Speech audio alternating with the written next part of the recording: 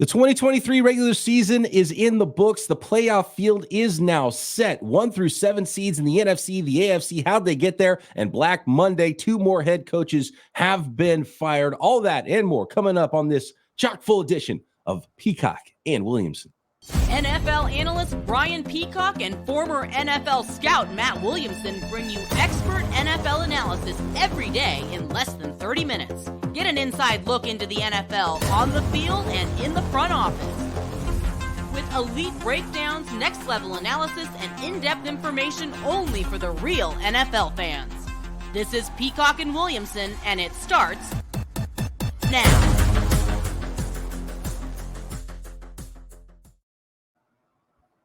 Welcome to the Peacock and Williamson NFL Show. Brian Peacock alongside Matt Williamson at BD Peacock at Williamson NFL. Thanks everybody for making us your first listen all season long here on the Locked On Podcast Network. Your team every day. Love the everydayers out there. Subscribe up on YouTube and everywhere you get your podcast. Today's episode of Peacock and Williamson is brought to you by FanDuel. Make every moment more. And right now, new customers get $150 in bonus bets with a $5 bet. That's $150 to play with at FanDuel. Win or lose on that first $5 bet. So go to FanDuel.com/lockedon to get started. Always one of the busiest podcasts of the year, Matt, the Monday after the regular season ends, because we've got games to break down. We have teams that were eliminated from the playoffs. We have draft orders that are set. We have teams that made the playoffs and seeds changed. And we have coaches that are fired on what is now known as Black Monday in the NFL. So I want to tie a lot of that in with the Atlanta Falcons right now and wasting no time. Waiting for Black Monday, by the way. 12:01 a.m., the news came down that the Falcons and owner Arthur Blank fired head coach Arthur Smith of the Atlanta Falcons after they were blown out, back-to-back games to end the season when they had an opportunity to go make the playoffs. Eliminated instead. An embarrassing loss for the Atlanta Falcons at the hands of division rival New Orleans Saints. Arthur Smith, the last image we're going to have of him is yelling at Dennis Allen, the head coach of the Saints, on the field after the game because of a last-minute touchdown that Dennis Allen didn't even want to call. So, just unbelievable end of the season here for both of those teams. Neither one of them got in, by the way. The win did not help the Saints make the playoffs, and Dennis Allen's fate might still be yet decided. So we're going to get deeper into the head coach stuff, and we've already seen interview requests out there a little bit later on in the week, but unbelievable. Atlanta Falcons, Arthur Smith fired, third straight 7-10 season. Matt, third straight year, Arthur Smith's Falcons finished 7-10 and will have the 8th pick in the NFL draft. Maybe they'll draft a running back, tight end, wide receiver that they won't use. And we had talked about this as this is the move I would have made if I was Arthur Blank. I might have waited till 12:02 a.m. or maybe let coach get some sleep before you call him in the office and fire him. But I don't know if the plane had landed yet, and that was gone. So no more Arthur Blank, or no more Arthur Blank's not going anywhere. Can't fire him. Arthur Smith, no more Arthur Smith as head coach of the Atlanta Falcons. I think it's the right move. And, you mentioned they lost their last 2 by a combined 41 points, pretty much in embarrassing fashion in a division game yesterday in a bad division where you're really getting stomped. They lost 4 of their last 5 when they were still very much in the thick of the NFC South race. Only win coming against the Colts at home. Again, 7-10, 7-10, 7-10. It's what's the plan? If we're going to use these high picks on skill guys, we need to get them the football. We need to feature them. They kind of did that finally with Bijan yesterday as a receiver. But the quarterback plan going into the season was a poor one, to be kind, and a very weak limb that they went out on. And that's not their only problem. They did improve the defense. But I think this is a move that needs to be made. You mentioned it. So much going on today. We're just going to try to play the hits as best as we possibly can here on this Monday. But, the top 18 draft picks are already set. That would be a story in itself, and that's like 10th on the list. Oh, by the way, there's a national championship game tonight coming on. So lots happening in the NFL and football world as a whole. Is Harbaugh going to take one of these jobs after he wins or loses tonight? Who's to say? Arthur Smith had a strange tenure with the Falcons, but I always like to bring this up with this guy because don't ever feel bad. His father founded FedEx, so he's going to be just fine for his whole life. But just a crazy story. Yeah, he'll get a coaching job somewhere, and it's a tough business. Yep. And I hate calling for people's jobs and talking about that, but there's only a few of those out there, and the results are the results, and they weren't good enough for Arthur Smith and the Falcons. And I think this is the right move. This is the move you have to do. How about this little nugget on the way out the door, though? This one I saw from Matthew Berry, Fantasy Nugget. Fantasy owners were really pissed at Arthur Smith and the usage of all the top. I didn't get burnt on Bijan, but I got burnt on Kyle Pitts quite a bit in some fantasy leagues. How about this one? 2022 rookie running back Tyler Algier, 5th round running back, 1,035 rushing yards as a rookie. So what do? They turn around and draft a top 10 running back. Bijan Robinson in 2023 has fewer rushing yards than last year's rookie 5th rounder, 976 rushing yards. So there you go. There you have it. Yep. And we all remember, not that this was Arthur Smith. I was pretty invested in Bijan, so wasn't thrilled just from a fantasy perspective, but he may be a top 3 or 4 running back next year in fantasy. I wouldn't hesitate. Yeah, he's an end of first round player I've seen getting drafted as far as very early rankings, and I'm taking him way before that, knowing now it's a new coaching staff. Yeah, so we'll see how early that is, but as high as 4 overall, I don't know. Interesting. Not a bad job, though. I mean, if they can go figure out something quarterback related, this could be a nice landing spot for a coach. Yes. More to be decided there. We're going to talk a lot about the trade options, the draft options, all the options there at quarterback, coach, GM. GM sticking around, I believe, with the I think so. Atlanta Falcons. At least for now, things are happening left and right. Who knows? Don't think the GM is sticking around in Washington. No word there yet, but they're already requesting interviews in Washington for GMs and head coaches. So I assume the GMs are gone. Martin Mayhew, the GM, and in fact, the Commanders have already requested the 49ers, the Commanders hired Martin Mayhew from the 49ers and have now requested permission Monday already to interview the now assistant GM of the 49ers, Adam Peters, to potentially replace the guy they got from San Francisco in Martin Mayhew, who presumably is going to be fired. But we know for sure Ron Rivera has been fired, and that was expected in Washington now. So 5 jobs are open. Raiders, Panthers, Chargers. We already knew those 3. Now the Falcons, Commanders added to the list. I have a feeling there'll at least be one more here, as Black Monday's not over, only noon Eastern as we record this podcast. And we'll get more into this later on in the week. But one thing the Commanders did was sew up the 2nd pick in the NFL draft as well, which is huge value. So this is actually a lot of cap space in Washington. You get a clean slate. You get the 2nd pick to presumably draft your choice of what quarterbacks are available after pick number 1, who presumably will also be a quarterback, and we'll see what the Bears do, but and which team's actually selecting at 1. But surprisingly, the Washington job now with new ownership and a blank slate is a pretty good job. It is. I mean, there's resources there. There's receivers. There's things to work with. So as you were saying that, I wanted to double check because I know things have not been pretty on the field for some time with this football team. And granted, they did trade both their edge rushers at the deadline, but still, I mean, they're on an 8-game losing streak. They've lost 10 of their last 11. And it's easy to remember, easy to forget. They won their first 2 games versus the Cardinals and then in Denver, but have only been 2 of 11 since. I mean, or 2 of 15 since. They've won 2 games since week 3 is the bottom line. They're on an 8-game losing streak. I mean, you can't have it. It's clearly in need of a quarterback there, in need of a new head coach, in need of some edge rush talent. Obviously, is going to be the shopping list in Washington this offseason. We got to get deeper into. So as far as the draft order goes, set now at the top. Carolina Panthers lose again, and that was already sewn up for the Chicago Bears, who own the Panthers pick. Number 1 overall, Washington Commanders will be drafting 2nd. The New England Patriots. There's rumors about Bill Belichick. Will he be in New England? Will he not? To select number 3 overall in the draft. The Arizona Cardinals 4, and the Los Angeles Chargers will have the 5th pick in the NFL draft. A lot more draft discussion to come, but we got to talk playoffs next, Matt.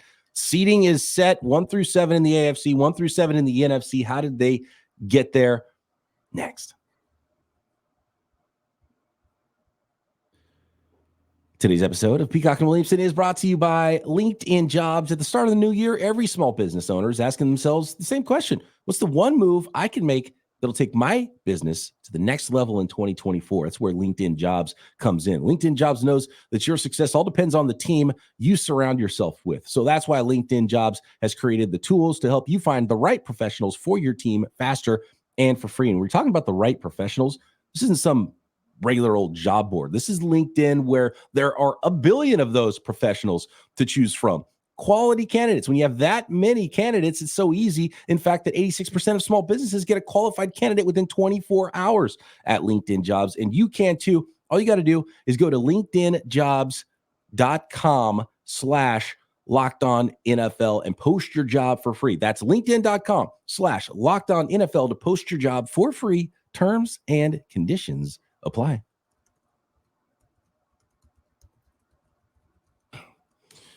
Okay, part of that Washington game, Matt, on Sunday was that they got the second pick in the NFL draft, and the Dallas Cowboys handled their business, and they end up with the 2 seed in the NFC because the Philadelphia Eagles, who are maybe backing in harder than any team into this playoff field, as good as they started. This was a 10-1 team, Matt. Ended up with an 11-6 record and beaten by the Giants 27-10. And now we've got finger x-rays happening for their quarterback. Looks like negative there. So good news on Jalen Hurts' middle finger. But what is going on? Both sides of the ball are really not playing well for the Philadelphia Eagles right now. They really aren't. And I commend the Giants. I know they were on a 3-game losing streak coming into this, but they had, lost the Rams by 1 point. Second half of the season for the Giants went a lot better than early on. So feeling pretty good about that situation. So good for them for playing hard. But, man, they pushed the Eagles around. I mean, basically just owned both lines of scrimmage, beat up on Hurts. Now A.J. Brown's facing a major injury. And so on my Steelers show, my co-host suggested, we got the college playoffs tonight. Let's rank the playoff teams as if it was like a college, top 20. Are the Eagles last? I'm like, maybe the Steelers are. Don't get me wrong. The Bucs are in bad shape too. But I never thought the Eagles would even be close to that conversation as one of the worst, if not the worst playoff team right now, right here on January 8th. They're miserable. Eagles, the 5 seed in the NFC. We had this conversation a little bit on Locked On 49ers. Okay, now the playoffs are set. Which team would you want to face in the divisional round? The 49ers, the 1 seed, they had a bye. That was already locked up before week 18. And it's that Buccaneers-Eagles game. And that the 49ers have already beaten those teams. It's like, man, those are the teams you want to play right now. I wouldn't want to play the hot teams like the Packers, who get in with the win. The Seahawks were eliminated. The Packers beat the Bears in the Justin Fields era, which presumably could potentially be over. I think it is going to be over this offseason. 0-6 in his 3 years against the Green Bay Packers. So the Packers handle their business. They get in. They are the 17 seed with a 17-9 win. The Los Angeles Rams beat the 49ers 21-20. It was Wentz versus Darnold. Wentz was running all over the place for the Rams. He carried the ball 17 times in that game. We saw the classic Sam Darnold turnover to end it too. The fumble gave the ball back to the Rams, and the Rams won 21-20. So the Rams will be the 6th seed in the NFC. They will face the 3 seed Detroit Lions. The Lions defeating the Minnesota Vikings 30-20, and the best finish for the Vikings, 12-5 was it in franchise history? 12 wins. That I'm not certain. That's actually a great question. I'm not sure about that. A couple of notes I just want to go back just real quick. I know we got to speed through today, but let's not forget that the Eagles were 10-1. I mean, they won 1 game since then. I mean, they were a juggernaut. 1-5. They finished the season. I mean, that's miserable. They're not hit that hard by injuries. Not like, boy, we lost Hurts and Brown and blah, blah, blah, blah. I wish I'd have stressed this more on Thursday, Friday when we picked games, but it really bothered me at the time, and I brought it up about the Lions. And, yeah, we all love the knee-biter, tough guy, blocking tight end head coach. I'm going to play all my dudes. But I said it then, and I didn't say it strongly enough. That was really dumb. I mean, for them to go from the 3 seed to the 2, they had to win. Fine. They had to have the Eagles and Cowboys lose against bad teams. And they lost Sam Laporta. You got to be smarter than that kind of stuff. Don't be so emotional. Don't be a young fly by your pants, whatever that saying is, head coach. But I know he's easy to root for. I like him. It's a bone bruise in the knee, I believe, for Sam Laporta. They don't think it's more than that, but I didn't see that today. I assumed it was bad. But I don't think the MRIs are in. But the last report I saw last night, Sunday night, was that it's a bone bruise. Potentially, it's still a couple of weeks though. That's the thought, and hopefully not worse. And potentially MRI could reveal more. But yeah, I just thought that was foolish going into that. And they're still the 3 seed, were the Detroit Lions there. Yeah, so, I mean, it was like a 90% chance they were going to be anyways. You know, I mean, the matchup in the NFC, we've got the 49ers have a bye. Then we've got the 2-7 seed, which is the Dallas Cowboys, hosting the Green Bay Packers. The 3 versus 6, which is the Detroit Lions hosting the Los Angeles Rams. And then we've got the South Division winner, Tampa Bay Buccaneers, hosting the 5 seed Philadelphia Eagles. And man, the Buccaneers, they won 9-0 against the Panthers. The Panthers had a couple of touchdowns that could have been, that weren't. That game should have been closer than 9-0, but the Panthers it was that season for the Panthers. Nothing could go right for the Carolina Panthers. They had a touchdown called back. They had another one that Shark thought he was in the end zone. They called it a touchdown on the field. They reviewed it. He actually fumbled it through the end zone for a touchback. Meanwhile, the Buccaneers only mustered 3 field goals in this game, but still won the division, even though the Saints were able to handle their business against the Falcons. So it was the Buccaneers that win in the South and get in as the 4 seed. So Goff versus Stafford, the reverse version, is fun as can be, especially in Detroit. To be honest with you, Matt, can I say this? I was excited that my 49ers lost that game because I think these are better divisional matchups. I wanted to see Cowboys, Packers. I wanted to see Lions and Rams. Me too. And I was going to say, too, I'm psyched about what the Packers bring. Even if they lose big to the Cowboys, you got to be so excited about Love, the offense, et cetera. And if I'm Cowboy fans, I'm not thrilled with that matchup either. But I want to go back to Tampa, Philly. I mean, like, these teams are limping in. You know, like, I'm hoping whoever wins that game goes, oh, okay, they're over things. They look a lot better, namely the Eagles. But I don't see it. I mean, they look like the 2 weakest teams in the tournament on that side. And part of it's because I think Mayfield's playing with like 100 injuries too. I mean, he looks like a shell of himself right now. He was banged up coming into the week, and you hope this extra little week here helps them out. And they do get the Monday game, so that's an extra day for both Hurts. And I don't know if they did that on purpose just to make sure the quarterbacks had an extra day, because both of those quarterbacks have some injury issues and are banged up a little bit. So an extra day of rest for Hurts and Mayfield going into the Monday nighter that'll finish up the wild card round of playoffs there, the 4 versus 5 seed in the NFC. I agree with you, though. I think they would be 6 and 7 for me for power ranking the NFC. It would be the 49ers at the top. Then those other 4 teams that are the 2-7 and the 3-6 would be the next 4 teams, I think, if I was power ranking the NFC right now going into it. Yeah. I mean, Bucks Eagles looks like, you know, they're limping in, to say the least. I mean, they're not playing great at the moment. But the Bucks are a very deserved champion in the South, in my opinion. Seahawks were eliminated, even though they beat the Arizona Cardinals 21-20. So it was a really good outcome for the Cardinals as they pushed their division rival Seahawks to the limit. The Seahawks still eliminated, and the Cardinals still get still lose and get the 4th pick in the NFL draft. So that one, I don't believe there's any other NFC games that we need to discuss here on the schedule. We'll talk Bears to no end. Other than that, I think we got this pretty well covered. Yeah, Bears are going to dominate the offseason for sure. Next, Matt, though, we do need to talk AFC seeding, and it took all the way down to Sunday Night Football with the Bills and the Dolphins to figure things out, and how those things flipped at the top. And your Steelers getting in, sneaking in next.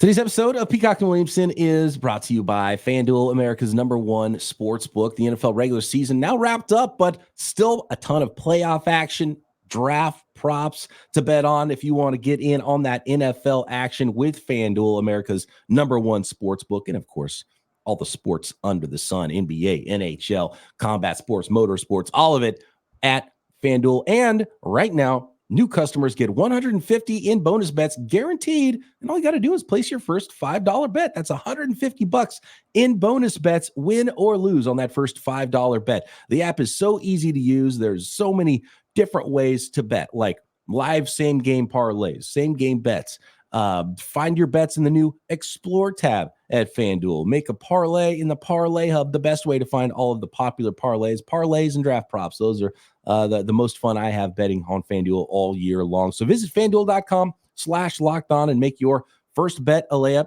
College national championship too. You still got a little bit of time here if you listen to this pod early in the day to get that one in. FanDuel.com/lockedon. FanDuel, official partner of the NFL. Here we go. Taking a look at the AFC side of things, and it was a play-in game. It was essentially the playoffs starting earlier on Saturday, Matt, and the Houston Texans defeating the Indianapolis Colts 23-19. We were looking at tie scenarios late in that game because before a missed extra point, and this looked like it was going to be one of those overtime games for the Texans and Colts, but no, the Texans win in regulation 23-19, and paired with the Jacksonville Jaguars falling to the Tennessee Titans, Matt, 28-20, Jaguars eliminated from the playoffs. The Colts eliminated from the playoffs. The Houston Texans win the AFC South, and what a job done by rookie quarterback C.J. Stroud, rookie head coach DeMeco Ryans. I think that might be your coach of the year. Certainly strong contender there. I mean, I think McVay, I think Stefanski. I mean, there's 3 or 4 or 5 really strong candidates this year. But, man, I mean, think how long ago it was that we were like, the Texans are crazy. They're giving up their first-round pick instead of the Browns next year in that Will Anderson trade. Who do they think they are? You know, you're being one win between them. Yeah, right. I mean, that's unbelievable. And that was a very good game, a very competitive game. I think Colts fans should be very happy with where they at. You know, insert Richardson. They have their coach as well. Jonathan Taylor goes bonkers in that game, as does Nico Collins. But, I mean, just thinking divisionally, I know a lot of people are going to pick on Trevor Lawrence. And, frankly, I think the Jags are right there with the Chargers for most disappointing team in the league right now. But Houston has to feel better about their quarterback than Jacksonville does right now. Yeah. And team and, I mean, everything. The coach, team, franchise, quarterback, everything. I don't think Jacksonville feels bad about their quarterback, but they're probably sitting there thinking, well, wait a second. We were supposed to continue onward and upward from last year. Last year, they were the Texans. Exactly. Right? Winning and getting in. And now they're out of the playoffs thinking, well, what the heck just happened? And that's a bad loss for them. And again, Tennessee deserves credit and Henry's last game. And frankly, I was glued to that game because if Titans win, Steelers were in. And going in, I thought that this was not as easy a matchup for the Jags as you'd expect. But they finished the season very poorly. I mean, 1 win in their last 6. I mean, how does that happen? No, so you have to be disappointed. You know, everybody, ownership, fans, all the way down the organization with the Jacksonville Jaguars, the way they finished it, not getting into the playoffs. And that's a huge story with the Titans and Derrick Henry too. I can't recall it. Do you remember a time where a player who had a microphone on the field at the end of the game thanking the fans? And it sounded like, I wasn't sure that Derrick Henry was gone. I thought there would be a possibility. There's no doubt in my mind he's gone now. That was unbelievable to hear that from him. Thanking the fans, kind of talking about himself as a Titan in the past tense. 19 carries for 153 yards and a score there for Derrick Henry, by the way. I have not seen that. And it was in Jacksonville, his hometown, a team that he's run all over in his career. No, I'm sorry. It was at home. Yeah, it was in Tennessee. Yeah. So it was in Tennessee talking to the fans. Or am I talking about? Exactly. Anyway, against the team that his hometown team. But that was weird. It wasn't like the whole world knows he's retiring and this is his final farewell speech, or, you know, I mean, I assume he's not going to be back. I assume there's going to be major changes. Makes me even think, is Vrabel on the move? I mean, no way Tannehill's going to be back. Like, is it just known in that building that there's going to be big changes? Yeah. And look, the domino of Bill Belichick in New England. Does Vrabel end up in New England? Does Belichick end up elsewhere? There was a report from Justina Anderson about Bill Belichick, and there's interest in Washington. There's interest with the Chargers. And so this is buckle up. This is going to be an off season, man. Oh, it's going to be fun. It's going to be very, very fun. And good for the Titans to get that win. They have their problems too. They need a lot, but the Jags are going to be an interesting offseason too. I think he's safe, but someone went out of their way to tweet us and say, could Jacksonville be that seat that's hotter than we think, you know, or the surprise firing? I don't see it, but they always is one. Certainly disappointment, and that's where the warmth starts, right? Is with some kindling of disappointment. As you mentioned, though, with the Titans beating the Jaguars and the Steelers beating the Ravens Saturday, those Steelers sneak into the playoffs and end up with the 7 seed in the AFC. And with the Bills win over the Dolphins on Sunday night, completing the regular season 21-14, Bills over the Dolphins. The Bills then win the AFC East, jump all the way up to the 2 seed in the AFC, and will host the Pittsburgh Steelers next week. Yeah, and I don't want to say the Steelers backed in, but they sort of did. I mean, they lucked out that they didn't have to play Lamar and those guys, of course. But just passing the eyeball test, the Steelers are playing better now than they probably, especially offensively, than they have at any point in the season. So I think they're probably the team nobody wanted to see in the playoffs. I mean, except for people living in my neighborhood, especially without Watt, who's going to be out at least a game or two. Not that it might matter. But the Bills look really, really good. And you talk about taking a season over and, being in control when times were bleak for the Bills. They put it all together in a big way, and they are a tough team to play against, led by Allen, who is frankly a roller coaster. I mean, 2 end zone picks in the first quarter and things like that. But I still think Buffalo is a noticeably better team than Miami. And Miami now going from hosting a game next week to on the road at the Kansas City Chiefs as the 6th seed. That's a rough change of events. Miami was riding high for a long time, and we're in that division lead for a while, to suddenly be the 6th seed in the AFC on the way to Kansas City, which is never an easy place to play on Saturday. It'll be the primetime game in the wild card Saturday playoff slate. Miami Dolphins at Kansas City Chiefs, and an interception late for Tua. I've seen some talk that he put it in the right place. Maybe it was a bad route by Claypool, who more than anybody, and might have rounded that route off enough, and maybe should have been in the spot that Tua threw it. I wasn't super impressed with either quarterback in that game, but Allen was clearly better than Tua in the end. And I was just shocked that Miami wasn't able to get more going on offense, and they had plenty of opportunities. And then obviously that return touchdown for the Bills was massive in that game. Massive. I mean, that's obviously probably that is the play of the game, of course. I really like what Miami's doing, but I've before even the season, I've been calling them sort of a fragile build, because Tyreek's amazing, but when Waddle's not there, it's clearly they're missing a little something, and they're all smaller Lamborghinis, and Lamborghinis aren't built for the snow and, play 18 games. So that worries me a little bit, just big picture, how they're built. But another key to this too, and I've been digging into Bills heavy, as you can imagine, Steelers-Bills coming up. They had 38 minutes of time of possession. Like, they've been one of the run heaviest teams in the league, and people don't think of them that way, especially lately. Houston Cleveland is the 4-5 matchup now. You got, as we mentioned, the Steelers at the Buffalo Bills Sunday in the wild card round, Miami at Kansas City Saturday, and you have the 1 seed Baltimore Ravens that are hanging out. Didn't play a lot of their important players in that game against the Steelers, kind of helped them get in a little bit. They have the bye week, obviously. When you look at this conference and your power ranking this, does it match more than the NFC does with the 1 through 7, or would you put more money on the 4-5 seeds in the Houston Texans and the Cleveland Browns versus maybe the Miamis, the Kansas Cities, the Buffaloes and the Pittsburghs? I think the Steelers are pretty clearly 7. I mean, I don't think anyone's going to really fight you on that one. I think 7-1 is clear. Yeah, exactly.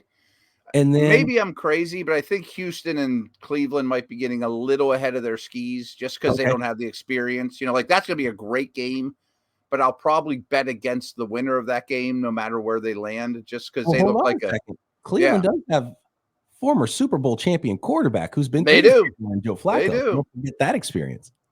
I know this sounds boring, but my hunch is, if history's taught us anything, Buffalo or Kansas City is going to step up, and we're going to say they're good. And they're going to have probably a bunch of home games, unless they obviously end up against in Baltimore or whatever. In Baltimore, the AFC Championship game, right? Yeah. Yeah. Like, I mean, KC goes to Buffalo, and we look at both these teams like, wow, they could win the Super Bowl.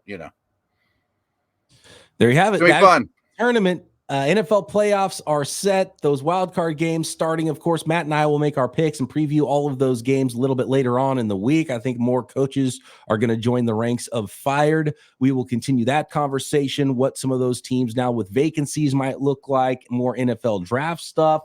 The offseason heating up for a lot of the league and the postseason heating up for the rest of the league. All of it, we've got it covered for you every day here on Peacock and Williamson. Appreciate all the everydayers out there. Make sure you're subscribed on YouTube and everywhere you get your podcasts. You can drop us a question for Wednesday's mailbag as well at BD Peacock, at Williamson NFL on Twitter, or drop a question there on YouTube in the YouTube comments. Make sure you check out the first ever 24/7 streaming sports channel on YouTube, Locked On Sports Today, featuring all of the local insiders and the national experts. You'll see a lot of Peacock and Williamson on there as well. Locked On Sports Today. You can find it on YouTube. Subscribe there. Amazon Fire, and more ways to come that you can find it on your smart TVs as well. More on that in the future. Appreciate everybody out there. Fantastic regular season. Let's keep it going into January and the postseason and all through the offseason with Peacock and Williamson.